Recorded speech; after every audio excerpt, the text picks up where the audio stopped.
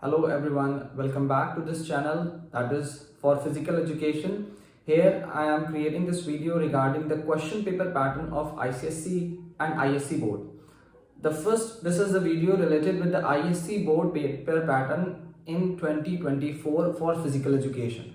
So beginning with this, the paper pattern for the year 2024, there is a slight change in the pattern as compared to 2023. So let's understand the paper pattern, that it is composing of 70 marks in total related to the theoretical part, and this 70 marks includes two sections, that is games part and the theoretical part. The first theoretical part is related to chapter number 1 to chapter number 6 in theory, and this games part is related with any of the two games, and this section is subdivided into two parts also, that is in the pattern of MCQs and FIBs and short questions, and then next a theoretical question paper pattern. So here this is section A, this is section B, and this is now become section C.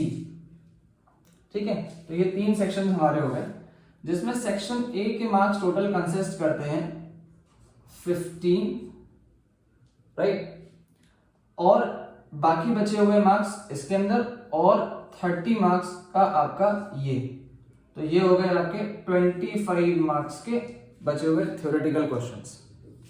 15 marks का pattern भी 3 formats में divided है। तो ये 15 marks का pattern क्या कहता है, that 5 marks are for 5 MCQs, 5 marks are for 5 FIBs, and 5 marks are for short questions. Short questions means related with the questions only in 1 mark each. So there are 5 total of 15 questions.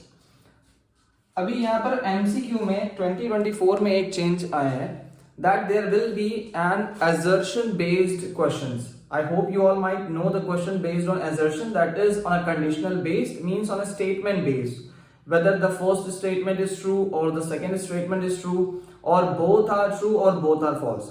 So as per this new pattern in 2024, this is a special change in MCQ format.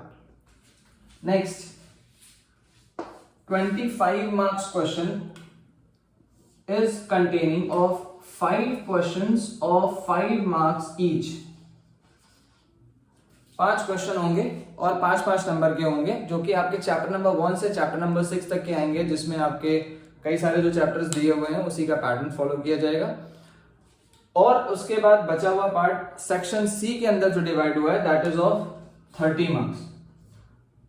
Now this 30 marks paper pattern is divided and 2 games. You have to attempt only 2 games of your choices, either cricket, football, badminton and basketball or volleyball. So अब इन्हीं 2 questions के basis पर आपको यहाँ पे study करनी है और 30 मार्क्स का पेपर यहाँ पे देना है।